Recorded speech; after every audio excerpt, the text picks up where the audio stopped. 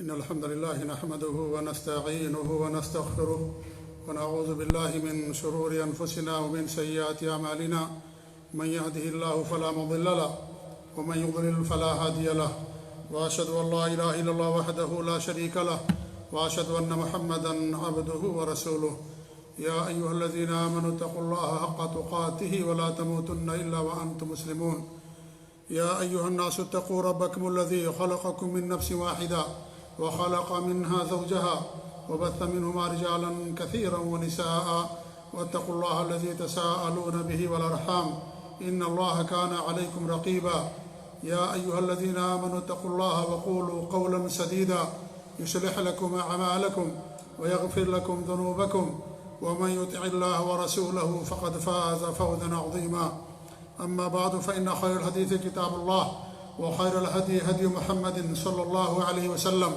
وشر الأمور محدثاتها وكل محدثة بدعة وكل بدعة ضلالة وكل ضلالة في النار فأعوذ بالله السميع العليم من الشيطان الرجيم بسم الله الرحمن الرحيم ولا تأكلوا أموالكم بينكم بالباطل وقال رسول الله صلى الله عليه وسلم من تشبه بقوم فهو منهم. معزز حاضرین جمعہ، دینی و ملی ساتھیوں، بزرگوں اور دوستوں، آج کے ہمارے خطبے کا جو موضوع ہے، جو میں نے گزشتہ ہفتے السویدی میں خطبہ دیتے ہوئے اعلان کیا تھا کہ انشاءاللہ آنے والے جمعہ کو ہمارے خطبے کا موضوع ہوگا جہیز. ایک واقعہ ہندوستان کے اندر پیش آیا ہے جسے آپ سب لوگوں نے دیکھا ہوگا سوشل میڈیا پر، ٹی وی پہ، انٹرنیٹ کے ذریعے سے، کہ ایک مسلمان لڑکی نے شادی کے کچھ سالوں کے بعد اس نے خودکشی کر لی اور سمندر میں چھلانگ لگا کر کے اس نے اپنی جان گنوا دی. خودکشی شریعت اسلامیہ کے اندر سنگین جرم ہے. یہ گزشتہ ہفتے کا ہمارا موضوع تھا اور اسی سے واقعے سے متعلق جو دوسری بات تھی وہ یہ کہ جہیز کی وجہ سے اس لڑکی نے اپنی جان گنوا دی تھی. سسرال والوں نے جہیز کا مطالبہ کیا اور وہ لڑکی کے گھر والے جہیز دینے کی طاقت نہیں رکھتے تھے. سسرال والے اسے ٹارچر کرتے تھے، ستاتے تھے، تانے دیتے تھے. اس کی پاداش میں سمندر میں چھلانگ لگا کر کے اس نے اپنی زندگی ختم کر دی. اس خودکشی کا ذریعہ کیا بنا؟ جہیز بنا. جیسا کہ سوشل میڈیا پر یا اخبارات وغیرہ کے اندر اب تک کی جو رپورٹ آئی ہے، ہو سکتا اور بھی سبب ہو، لیکن اب تک جو رپورٹ آئی ہو یہی کہ جہیز کی وجہ سے اس نے اپنی جان گنوا دی. جہیز میرے بھائیوں ایک جان لیوا جرم ہے. یہ ایک رسم ہے یہ جس کی وجہ سے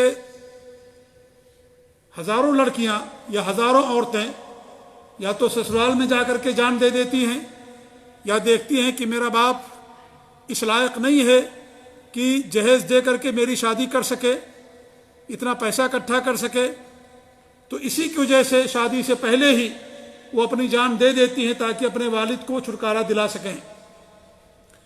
اور کتنی ایسی لڑکیاں ہیں کہ جہیز نہ دینے کی وجہ سے ان کی شادی ہی نہیں ہو پاتی ہے.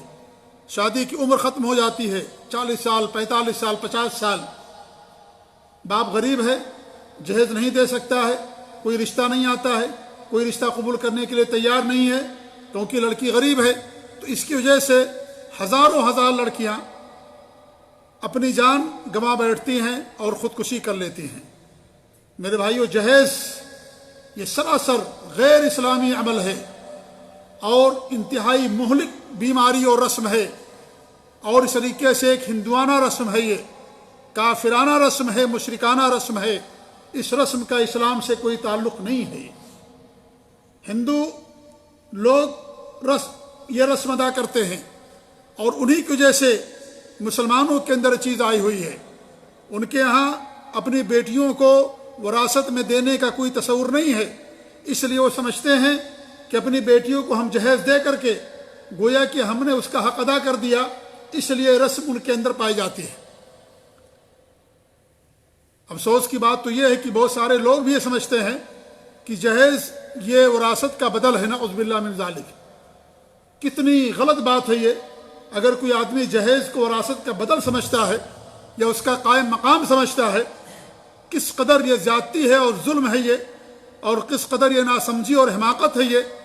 ایک تو وراثت اللہ تعالیٰ کا حکم، اللہ نے قرآن کریم کے اندر نازل فرمایا، بیٹی کو باپ کے مال میں حق وارث قرار دیا، اور کہا یہ غیر اسلامی عمل اور ہندوؤں کی رسم، اسے اللہ تعالیٰ کے فیصلے اور اللہ تعالیٰ کے حکم اور قانون کے مطابق اس کو اس کا بدل سمجھتے ہیں۔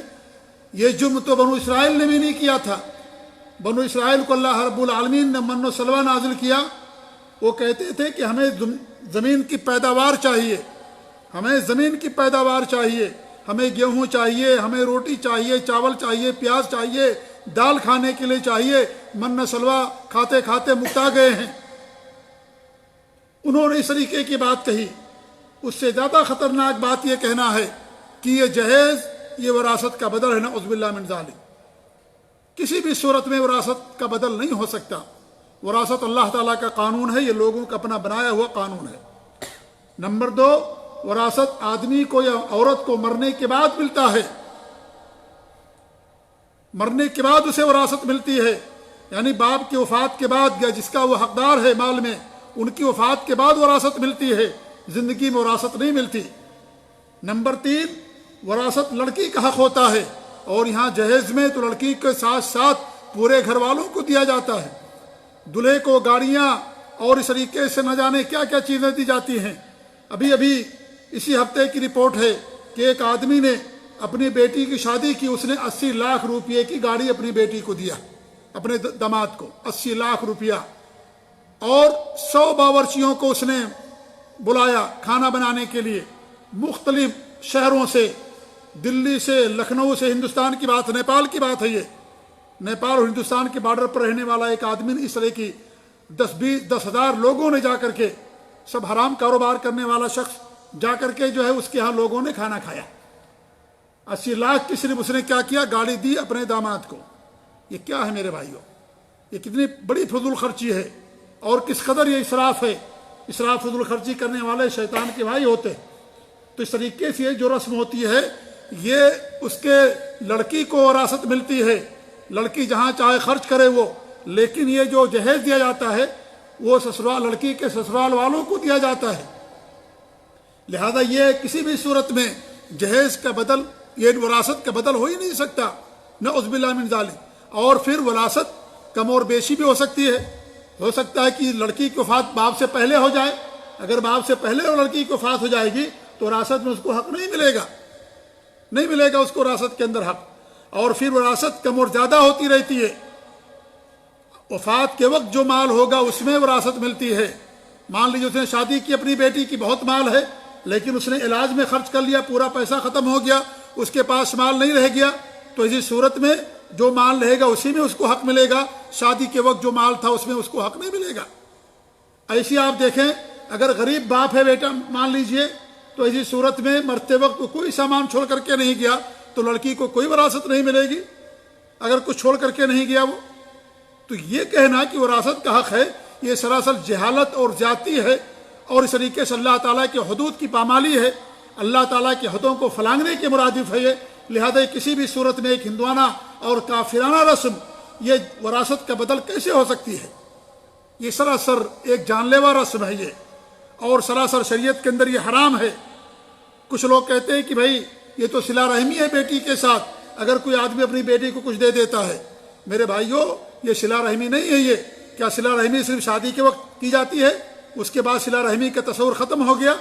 اور پھر صلہ رحمی نہیں ہے یہ، اس لیے صلہ رحمی نہیں ہے کہ انسان معاشرے کے دباؤ میں آ کر کے ایسا کرتا ہے، یا اس خوف سے کہ میری بیٹی اگر جہیز لے کر کے نہیں جائے گی تو میری بیٹی کو ستایا جائے گا، اسے مارا جائے گا، اس پر ظلم کیا جائے گا، اس خوف سے اپنی بیٹی کو دیتا ہے۔ کوئی خوشی میں نہیں دیتا اپنی بیٹی کو جہیز، سب معاشرے کے دباؤ میں آ کر کے دیتے ہیں، معاشرے کے دباؤ میں آ کر کے، یا اپنی بیٹی پر ظلم کے خوف سے ایسا لوگ کرتے ہیں، اس وجہ سے نہیں دیتے کہ خوشی میں کوئی دیتا ہے، ایسا قطعاً نہیں ہوتا، سب دباؤ کے اندر دیتے ہیں ایسا جو حرکت کی جاتی ہے۔ لہذا اسے یہ کہنا کہ صلہ رحمی ہے یہ، یا اس طریقے سے کیا نام ہے کچھ ہدیہ اور تحفہ ہے یہ، تو قطعاً ایسا کرنا یہ جائز نہیں ہے۔ شریعت کے اندر نکاح کو آسان بنایا گیا۔ اللہ کے رسول صلی اللہ علیہ وسلم کی حدیث ہے اعظم النکاح برکتاً ایسرہ معونتاً، جس نکاح کے اندر کم سے کم خرچ ہو وہ نکاح کیا ہے، اس کے اندر زیادہ برکت ہوتی ہے۔ اور آدمی کیا کرتا ہے آج شادی بیاہ کے اندر فضول خرچیاں، بارات اور نہ جانے کون کون سی رسمیں ہمارے ملکوں کے اندر لوگوں نے ایجاد کر لیا ہے۔ یہ ساری کی ساری یہ اکثر 99% رسمیں یہ سب ہندوانہ اور غیر مسلموں کی طرف سے مسلمانوں کے اندر آئی ہوئی ہیں۔ ان کا اسلام سے کوئی تعلق نہیں ہے میرے بھائیوں، کوئی تعلق نہیں ہے۔ کتنے اس کے نقصانات ہوتے ہیں۔ انسان کیا کرتا ہے، قرض لیتا ہے اپنی بیٹی کو جہیز دینے کے لیے۔ کیا خوشی اسی کا نام ہے؟ کیا انسان خوشی میں قرض لیتا ہے؟ کوئی انسان خوشی میں قرض نہیں لیتا، یہ مجبوری میں انسان قرض لیتا ہے اپنی بیٹی کو ہدیہ اور تحفہ یہ جہیز دینے کے لیے۔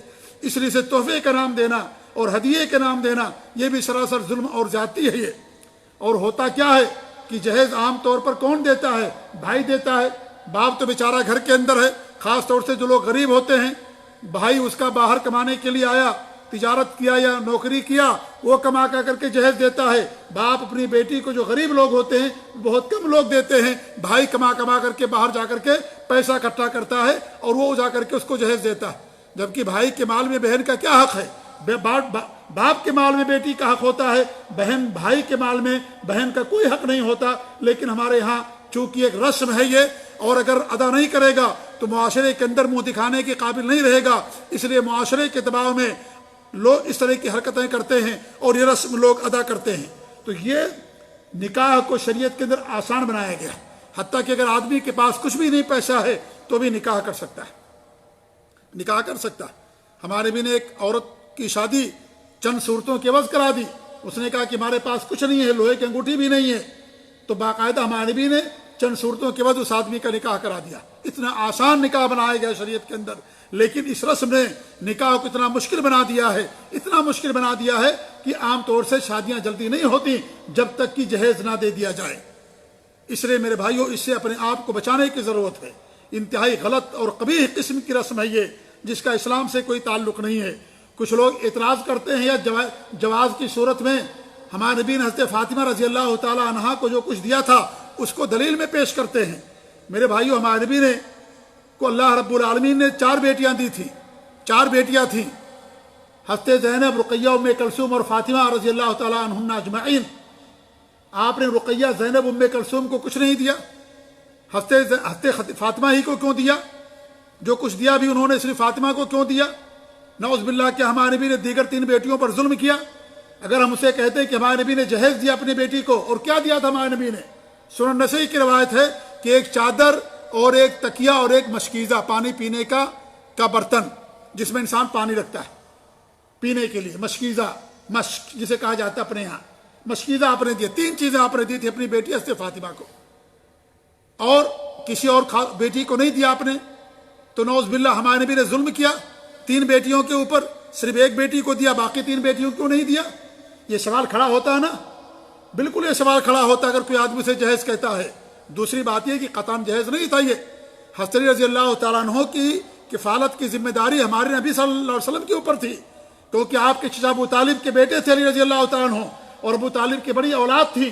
اس لیے ہمارے نبی صلی اللہ علیہ وسلم نے اپنے چچا کا بوجھ کم کرنے کے لیے مکہ کے اندر انہوں نے بکریاں چرانا بھی شروع کر دیا تھا، تجارت شروع کر دیا تھا۔ تو علی رضی اللہ عنہ کی کفالت ہمارے نبی نے کیا تھا، اور علی رضی اللہ عنہ کے پاس ایک زرہ تھی، اس زرہ کو بیچ کر کے، جسے حضرت عثمان نے خریدا تھا رضی اللہ تعالیٰ عنہ، اس زرہ جو حضرت علی رضی اللہ عنہ کی تھی، اس زرہ کو بیچ کر کے جو درہم ملے، جو پیسے ملے، اس پیسے سے لے کر کے 3 چیزیں خرید کر کے آپ نے دیا تھا۔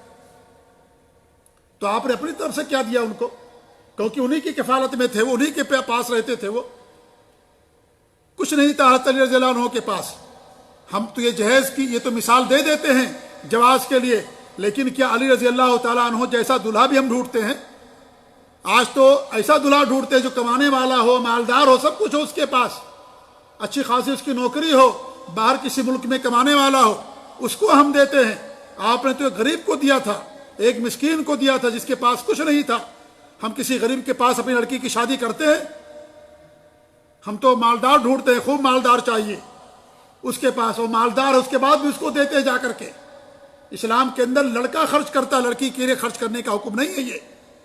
حضرت علی نے دیا تھا باقاعدہ، ان کے پاس جو زرع تھی اس کو بیچ کر کے جو پیسہ آیا اسے آپ نے دیا تھا۔ لڑکی کو ملتا ہے، لڑکے والے دیتے ہیں۔ ہمارے یہاں الٹی گنگا بہتی ہے، ہمارے یہاں لڑکی والا بیچارہ دیتا ہے۔ لڑکی والا تو اپنی لڑکی دیتا ہی ہے، جسے 20-25 سال تک پال پوس کے بڑا کرتا ہے، تعلیم دیتا ہے، اور جب اس کی خدمت کے قابل ہوتی دوسرے کے حوالے کر دیتا ہے۔ ہونا تو یہ چاہیے کہ لڑکے والے اسے دیں، لیکن الٹا ہوتا ہمارے یہاں، لڑکے والے باقاعدہ الٹا لڑکی والے سے لیتے ہیں۔ ارے صورتحال تو یہاں تک پہنچ گئی ہے کہ اگر ڈاکٹر ہے، انجینئر ہے، پڑھا لکھا بندہ ہے تو لاکھ روپے، 50 لاکھ روپے، 1 کروڑ روپے کا مطالبہ کرتے ہیں۔ نعوذ باللہ من ذالک۔ یہ اپنے بیٹے کو بیچنے والے، جیسے جانور کو انسان بیچتا ہے، جیسے انسان قربانی کے بکرے کو بیچتا ہے، بیل اور بھینس اور مرغیوں کو بیچتا ہے، اس طریقے سے آدمی اپنے لخت جگر کو، اپنے بیٹے کو بیچتا ہے۔ کہتا ہم نے اس کی تعلیم پر اتنا پیسہ خرچ کیا، پورا پیسہ دے دو، اپنی بیٹی کی شادی کر دو۔ نعوذ باللہ من ذالک۔ کس قدر حماقت والی بات ہے، کس قدر ظلم اور زیادتی والی بات ہے یہ، کہ باقاعدہ آج انسان بیچے جاتے ہیں، دلہا انسان خریدتا ہے۔ ہم تو زمانے جاہلیت میں سنتے تھے کہ انسانوں کو بیچا جاتا تھا، آج وہی چیز آ گئی ہے کہ باقاعدہ انسان اپنے بیٹے کو بیچتا ہے، پیسے کے بعد بیچتا ہے، اور انسان مجبور ہو کر کے اس کو خریدتا ہے۔ تو بھائیوں، یہ سراسر ایک انتہائی حرام عمل ہے یہ۔ اللہ رب العالمین نے مرد کو قوام بنایا ہے، مرد خرچ کا ذمہ دار ہوتا ہے، نفقے کا ذمہ دار مرد ہوتا ہے، اور رجال قوامون علی النساء، اللہ نے عورتوں پر مرد کو ذمہ دار بنایا ہے، اور یہاں لڑکی والے اور عورت والے کی طرف سے مرد کو پیسہ دیا جاتا ہے۔ کس قدر قرآن کی خلاف ورزی، اللہ کے حکم کی اور تعلیمات کی خلاف ورزی، کہ لڑکے والے کو خرچ کرنا ہوتا ہے جبکہ لڑکا والا نہیں خرچ کرتا، لڑکی والا خرچ کرتا ہے۔ کس قدر افسوسناک مرحلہ یہ۔ اس طریقے سے اور بھی نہ جانے کیا کیا اس کے جو نقصانات ہیں، شادی میں تاخیر ہونا، باپ کا مجبور ہو کر کے قرض لینا، اسراف اور فضول خرچی کرنا، یہ ساری چیزیں آج اس رسم کے اندر پائی جاتی ہیں۔ اللہ تعالیٰ کے کا فرمان ہے، وَهَلْ جَزَاءُ الْإِحْسَانِ إِلَّا الْإِحْسَانُ، کہ احسان کا بدلہ تو احسان ہوتا ہے۔ لڑکی والا احسان کرتا ہے، اپنی بیٹی کو آپ کے لیے دیتا ہے، یہ لڑکی والے کا احسان ہے، لیکن ہمارے یہاں لڑکی والے کا سر ہمیشہ جھکا رہتا ہے۔ لڑکا والا سینہ تان کے چلتا ہے، سینہ تان کے چلتا ہے، لگتا ہے اس نے احسان کیا کہ ہم نے بیٹی کی شادی کر لی۔ یہ لڑکی والے کا احسان ہے کہ لڑکی والے اپنی بیٹی کو تم کو دیا ہے، یہ لڑکی والے کا احسان ہے، لڑکے والے کا احسان نہیں ہے۔ ٹھیک ہے اس نے شادی کی، اللہ اس کو اجر سے نوازے، لیکن لڑکی والا پال پوس کے بڑا کرتا ہے اور اس قابل اسے بناتا ہے، تعلیم یافتہ بناتا ہے، اور اس کے بعد جب وہ کمانے کے قابل ہوتی ہے یا اس طریقے سے خدمت کے قابل ہوتی ہے تو کسی اور کے حوالے کر دیتا ہے۔ تو اس میں تو بیٹی والے کا احسان ہے بیٹے والے پر۔ اس احسان کا بدلہ کیا یہ ہے کہ آپ اسے مجبور کرے قرض لینے پر، کیا لڑکی کو ستایا جائے، لڑکی کو مارا اور پیٹا جائے، لڑکی کے اوپر ظلم کیا جائے، کیا یہی اس احسان کا بدلہ ہے؟ احسان کا بدلہ تو انسان احسان کے طور پر دیتا ہے، لہذا یہ کسی بھی صورت کے اندر یہ چیز قطعاً انسان کے لیے جائز نہیں ہو سکتی ہے، اور یہ کوئی تحفہ وغیرہ بھی نہیں ہے جیسا کہ لوگ کچھ سمجھتے ہیں کہ یہ تحفہ ہے۔ یہ بالکل تحفہ نہیں ہے، انسان مجبور ہو کر کے ایسا کرتا ہے، مجبوری میں آ کر کے انسان دیتا ہے، اور تحفہ انسان اپنی حیثیت کے مطابق دیتا ہے۔ یہاں حیثیت کے مطابق جہیز نہیں دیا جاتا، لوگ قرض لے کر کے جہیز دیتے ہیں، لوگوں سے مانگ کر کے جہیز دیتے ہیں، اور اس طریقے سے بینک سے سودی قرض لے کر کے لوگ شادیاں کرتے ہیں تاکہ معاشرے میں اپنا چہرہ دکھا سکے، اور اس طریقے سے ہم جو ہے کہہ سکیں، اور ہماری بیٹی جا کر کے وہاں ان کے ظلم کا شکار نہ ہو، اس لیے انسان یہ ساری چیزیں کرتا ہے۔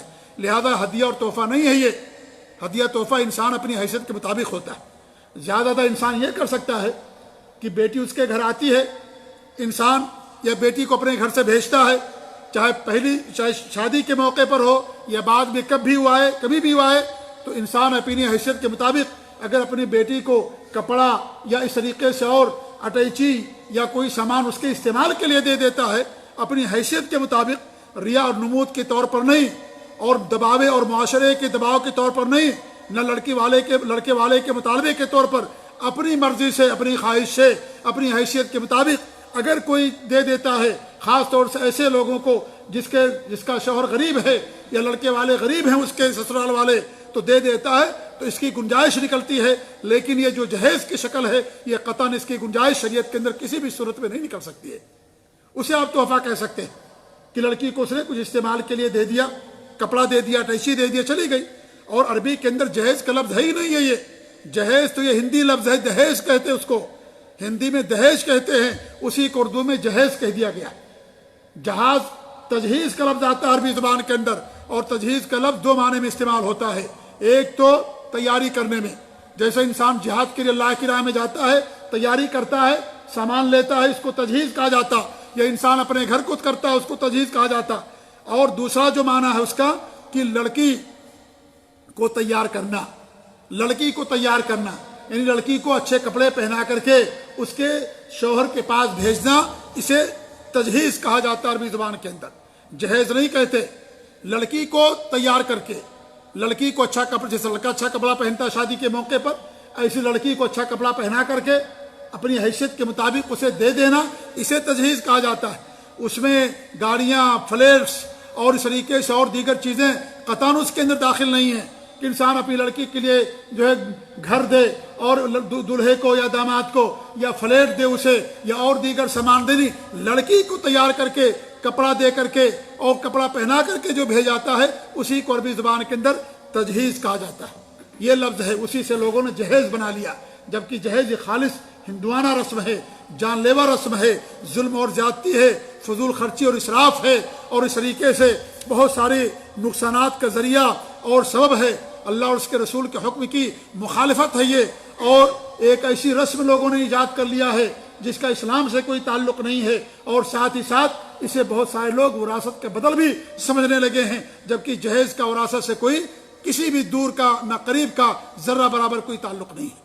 اس لیے میرے بھائیو، شادیوں کو آسان بنائیے، شادیوں میں کچھ مطالبہ نہ کیجیے اور نہ کچھ دیجیے، اور نہ ہی، کیونکہ انسان دیتا ہے تو صرف اور صرف کس بنا پر دیتا ہے؟ معاشرے کے دباؤ میں دیتا ہے۔